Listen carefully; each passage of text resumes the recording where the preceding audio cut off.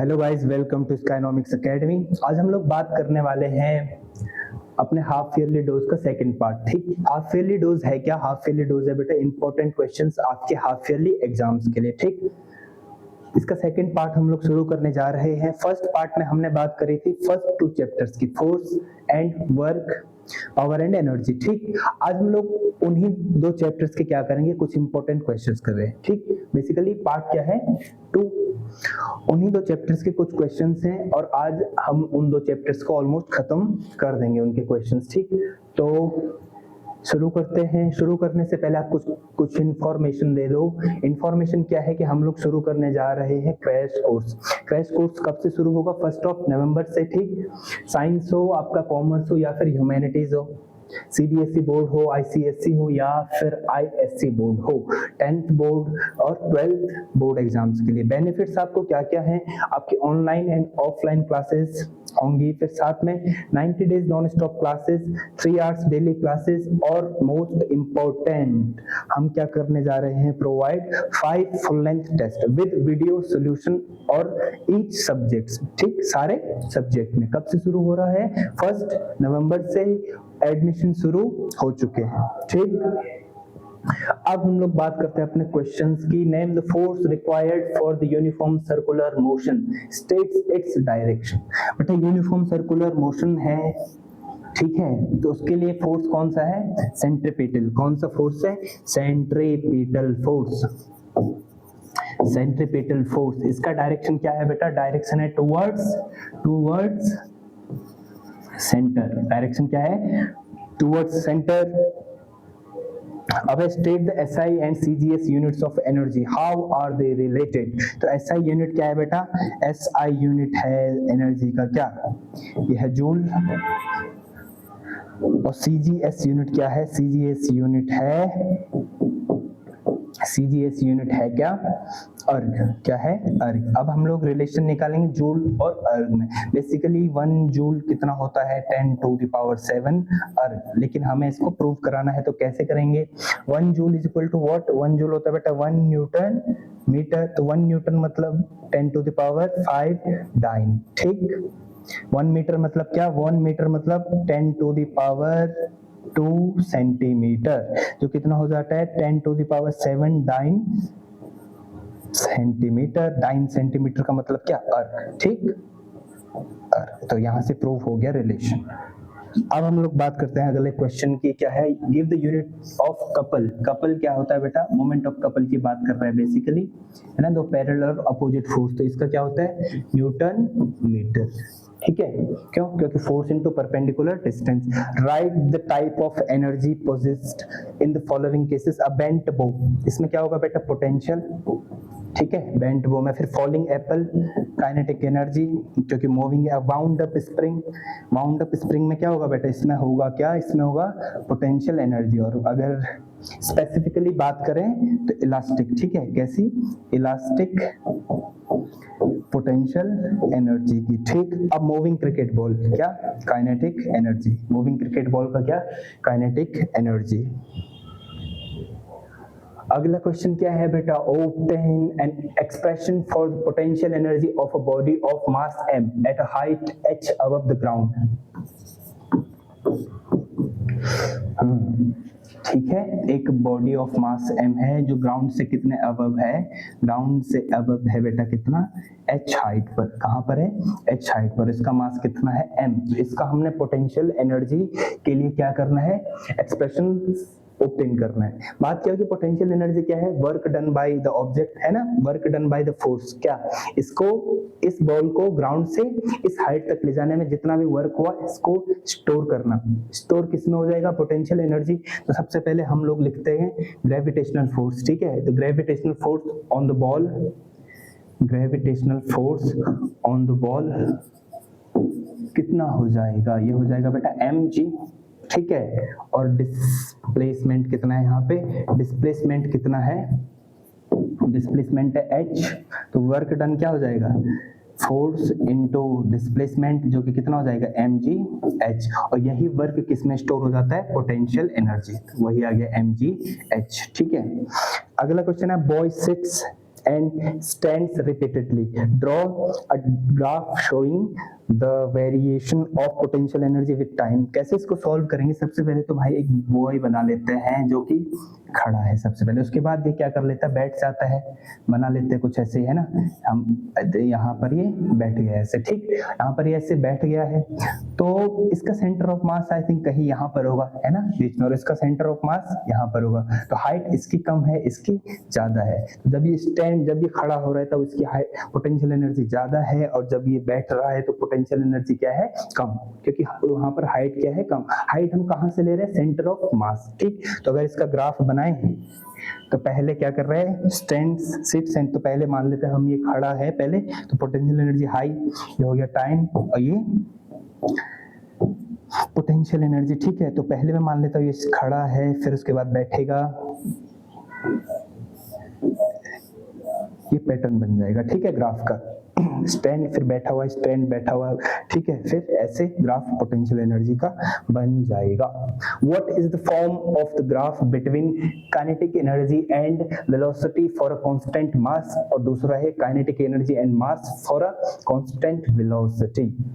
तो फर्स्ट करते, सबसे पहले काइनेटिक एनर्जी होता क्या है, काइनेटिक एनर्जी होता है बेटा हाफ mv²। अगर m हमारा क्या है, m हमारा कांस्टेंट है, तो काइनेटिक एनर्जी होता है डायरेक्टली प्रोपोर्शनल v² के, और अगर हमारा v, इसमें m कांस्टेंट है, ठीक है, m कांस्टेंट है, अगर हमारा v कांस्टेंट है तो kinetic energy is directly proportional to m।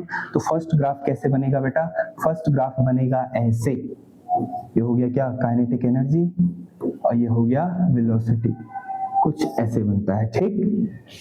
Straight line नहीं बनेगा क्योंकि एक्सपोनेंशियली वो कर रहा है, ठीक है, क्योंकि v² है यहाँ पे। स्ट्रेट लाइन बन सकता है मास का, ठीक, मास, और ये हो गया काइनेटिक एनर्जी। तो क्या हो रहा है, ठीक है, ये हो गया। यहाँ पर बेटा v है कांस्टेंट, v क्या है, कांस्टेंट, और यहाँ पर m क्या है, अच्छा सॉरी, यहाँ पर क्या है, m कांस्टेंट है यहाँ पर, हाँ ठीक, यहाँ पर है m कांस्टेंट, ठीक। यहाँ पर है v कांस्टेंट, यहाँ पर क्या है, v कांस्टेंट।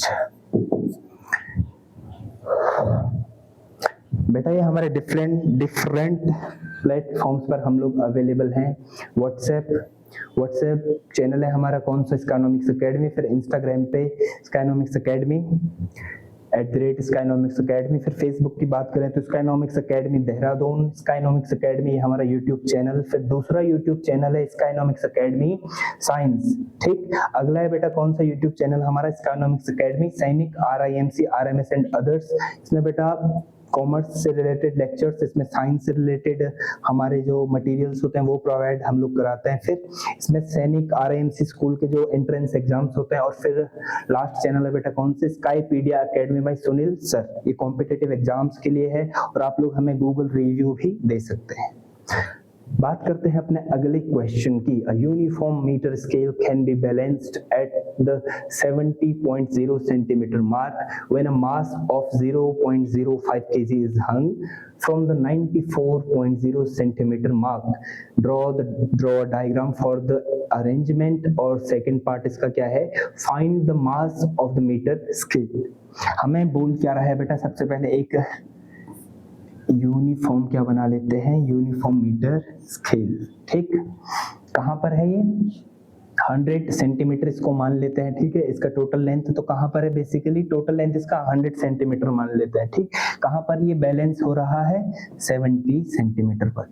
कितना मार्क है, 70 सेंटीमीटर पर। और 70 और 94 सेंटीमीटर पे क्या है बेटा, एक वेट है। 94 सेंटीमीटर पे क्या है, एक वेट है, कितना, 0.05 kg, ठीक है, 0.05 kg एक वेट है। कहां पर, 94.0 सेंटीमीटर पर। अब हमें बात करना है कि हमने इसको बैलेंस करना है, किसको, हमने इसको बैलेंस करना है मीटर स्केल को। मीटर स्केल को हम लोग जब भी बैलेंस करेंगे तो इसका सारा मास कहां पे होगा, मीटर जो स्केल है, मीटर स्केल का मास कहां पर होगा, सेंटर ऑफ मास पर इसका है ना, सेंटर ऑफ मास। और एक रॉड होती है यूनिफॉर्म रॉड, तो उसका सेंटर ऑफ मास कहां पर होगा, एकदम मिडिल पर, ठीक है। अगर ये 100 सेंटीमीटर है तो कहाँ पर होगा, 50 सेंटीमीटर पर, है ना। तो सारा मास हम मान लेते हैं इसका कि कहाँ पर है, 50 सेंटीमीटर पर। तो इसका डिस्टेंस कितना है बेटा, R1 अगर हम लें तो 20 सेंटीमीटर, और अगर मैं R2 लूं तो R2 कितना है बेटा, 24 सेंटीमीटर। अब बात करते हैं हम लोग क्या, principle of moments. Principle of moments क्या होता है, प्रिंसिपल ऑफ मोमेंट्स, ठीक है। Principle of moment of force क्या होता है, F1, मतलब बेसिकली वेट लिख लेता हूं मैं, है ना। वेट हमें फाइंड आउट करना है तो मैं भी वेट ही लिख लेता हूँ। Weight 1 into R1 is equal to weight 2 into R2, है ना। Force into distance is equal to force into distance, है ना। हमें फाइंड आउट करना है W1, तो W1 क्या होगा बेटा, W2 upon R1 into R2। तो W2 कितना है, W2 है हमारा कितना, 0.05, R2 कितना है 24, और ये कितना है 20, है ना, 20 सेंटीमीटर। अगर इसको हम लोग सॉल्व करेंगे तो कितना आएगा, ये हो जाएगा 1.2, मल्टीप्लाई करेंगे तो 0.06 kg, जिसको हम लिख सकते हैं कितना, 60 ग्राम। तो फिर बात करें अगर हम लोग, तो मीटर स्केल का मास कितना है, 60 ग्राम, ठीक। अगला क्वेश्चन क्या है बेटा, calculate the change in the kinetic energy of a moving body if its velocity is reduced to 1/3 of its initial velocity, ठीक।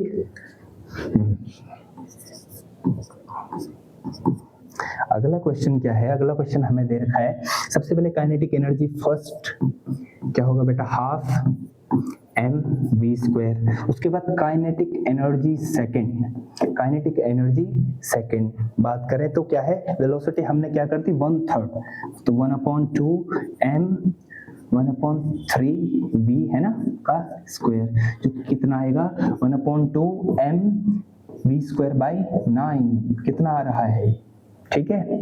तो ये आ रहा है 1/9 हाफ mv², ठीक, mv²। अब चेंज क्या होगा, चेंज क्या होगा बेटा, ke2 माइनस ke1, यह चेंज। डेल्टा के क्या होगा, ke2 माइनस ke1, तो ke2 क्या है 1/9 half mv² minus half mv², है ना। हाफ mv² को हम लोग कॉमन ले लें तो क्या होगा 1/9 माइनस 1, जो कि कितना आ रहा है बेटा, -8/9 into half mv²। Half mv² क्या है बेटा, हाफ mv² है इनिशियल काइनेटिक एनर्जी, है ना। तो ये कितना आ रहा है -8/9 काइनेटिक एनर्जी। तो कितने से रिड्यूस हो रहा है हमारी काइनेटिक एनर्जी, -8/9 से। 10th क्वेश्चन क्या है बेटा, अब girl of mass 40 kg runs a height of 80 stairs, है ना, each 25 centimetre high with a load of 20 kg on her head in 25 seconds, ठीक है। If g is 10 meter per second square, find gravitational force acting on the girl। Gravitational force acting on the girl क्या होगा बेटा, अगर हम बात करें तो mg, गर्ल का मास इनटू ग्रेविटेशनल, है ना, ग्रेविटेशनल एक्सेलरेशन, तो क्या होगा mg कितना है बेटा 40 और g कितना है 10, तो 400 न्यूटन, 400 न्यूटन आ गया फर्स्ट का आंसर। सेकंड क्या है बेटा, अच्छा वर्क डन बाय हर, उसने कितना काम करा, वर्क डन बाय हर क्या होगा बेटा, mg plus m load, load भी तो रखा हुआ है कितना 20 kg का, और इंटू g और साथ में h। तो h अगर हम फाइंड आउट करें 80 स्टेयर्स हैं और कितने सेंटीमीटर के, 25 सेंटीमीटर के। यहाँ पर मैं h पहले निकाल लेता हूँ, क्या होगा 80 इंटू 25 सेंटीमीटर, जो कि होगा बेटा कितना 2000 सेंटीमीटर, मतलब 20 मीटर। तो हाइट कितना आ गया बेटा हमारा 20 मीटर, हाइट कितना आ गया है 20 मीटर, हाइट आ गया है 20 मीटर। अब हम लोग इजीली सॉल्व कर सकते हैं, mg प्लस ml, mg कितना है 40, 40 प्लस 20, g कितना है बेटा, g है 10 और h कितना है 20, जो कितना हो रहा है 60 इंटू 10 इंटू 2, 1200 या 12,000 जूल, ठीक है 12,000 joule. Useful work done, useful work मतलब लोड के लिए उसने जो काम करे है ना, तो वर्क क्या होगा बेटा, यूजफुल वर्क क्या होगा, ml इंटू जी इंटू हाइट, तो ml कितना है 20, 20, ठीक।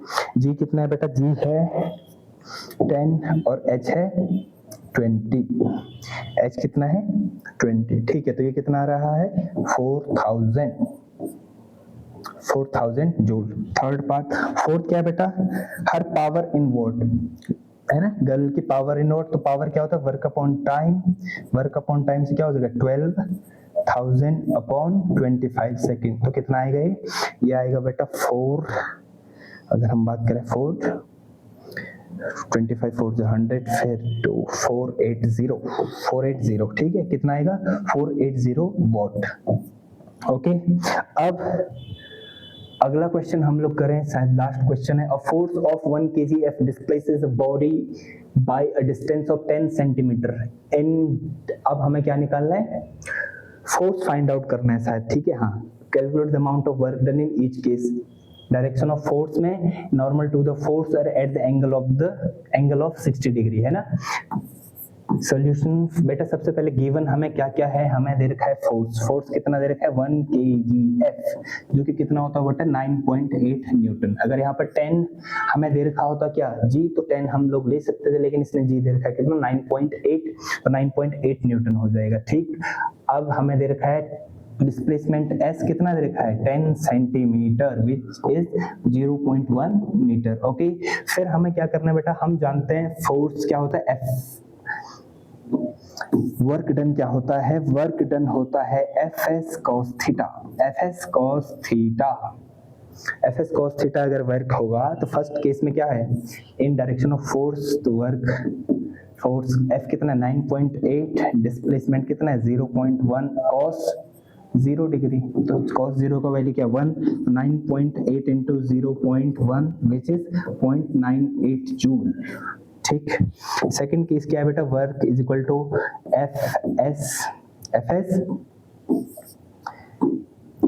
Fs cos 90, अच्छा cos 90 का वैल्यू क्या 0, वर्क क्या हो गया 0। थर्ड पार्ट क्या है बेटा, Fs और cos कितना cos 30, Fs कितना, F कितना 9.8, S कितना हो गया बेटा 0.1 और cos 30 का वैल्यू हो गया 1/2, तो क्या आ रहा है 0.49 जूल, ठीक। तो ये था बेटा कुछ इंपॉर्टेंट क्वेश्चंस जो कि बेस्ड थे हमारे किस पर, फर्स्ट और सेकंड चैप्टर पे, यानी कि फोर्स एंड दूसरा चैप्टर कौन था, work and energy and power पे, ठीक। तो आज हमने क्या करा बेटा, अपना जो हाफ ईयरली डोजेस का सेकंड पार्ट हम लोग कर चुके हैं। मिलते हैं अपने नेक्स्ट वीडियो में, तब तक के लिए थैंक यू।